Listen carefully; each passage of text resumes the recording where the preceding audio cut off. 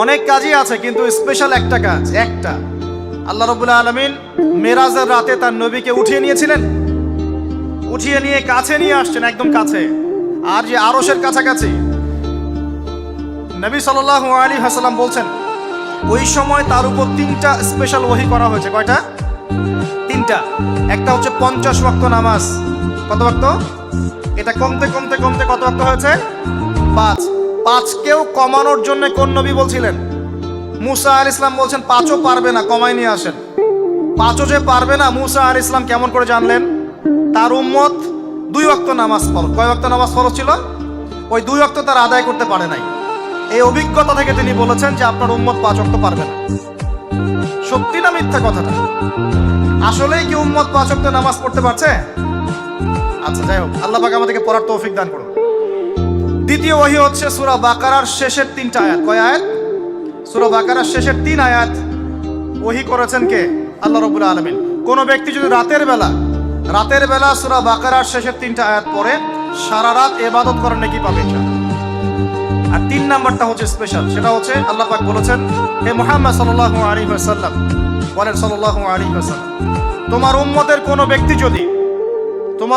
কোনো ব্যক্তি যদি আসমান জমিনের সমান গুনাহ নিয়ে আমার সামনে দাঁড়ায়, আসমান জমিন সমান গুনাহ নিয়ে আমার সামনে দাঁড়ায়, কিন্তু আমার সাথে শিরকের পাপ নাই, আমার সাথে কোনো শিরকের পাপ করে নাই, ইনশাআল্লাহ আমি আল্লাহ তার সামনে আসমান জমিন সমান ক্ষমা নিয়ে হাজির হব ইনশাআল্লাহ।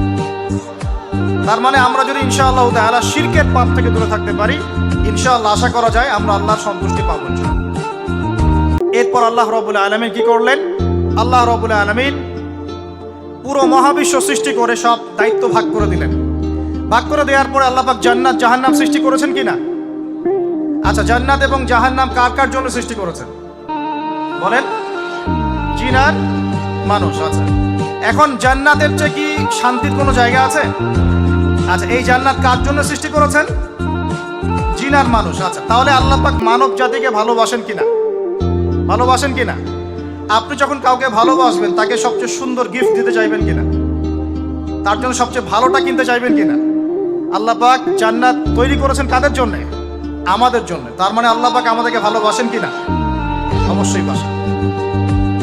আল্লাহ রাব্বুল আলামিন জাহান্নামও তো সৃষ্টি করেছেন। এখন যদি বলি যে তাহলে আল্লাহ পাক কি আমাদেরকে ভালোবাসেন না, জাহান্নামে কিভাবে দিবেন? উত্তরটা কি হবে তাহলে?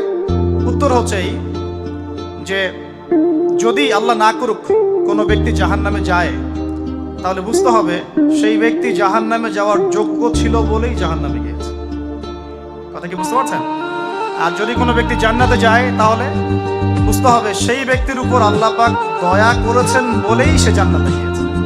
মানুষ তার আমল দিয়ে জান্নাতে যেতে পারবে না। মানুষ তার আমল দিয়ে জান্নাতে যেতে পারবে না, আল্লাহর দয়া অনুগ্রহ দিয়ে জান্নাতে যাবে ইনশাআল্লাহ। আল্লাহ পাক আমাদের সবাইকে সেই দয়া অর্জন করার তৌফিক দান করুন। এবার দেখেন, আল্লাহ পাক সৃষ্টি করলেন আদম আলাইহিস সালামকে। কাকে?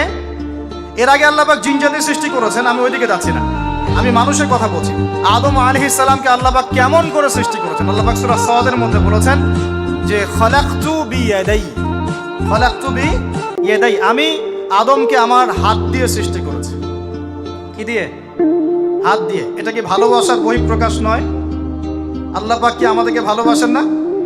ভালোবাসেন। আচ্ছা, এই দুনিয়াতে যত কিছু আছে, এই দুনিয়ার আকাশ বাতাস, নদী নালা, পানি, অক্সিজেন, সবকিছু কার জন্য সৃষ্টি করা হয়েছে? গরু ছাগলদের জন্য, মানুষের জন্য? মূল দায়িত্ব কার? মূল অধিকার কার? মানুষের নয় কি?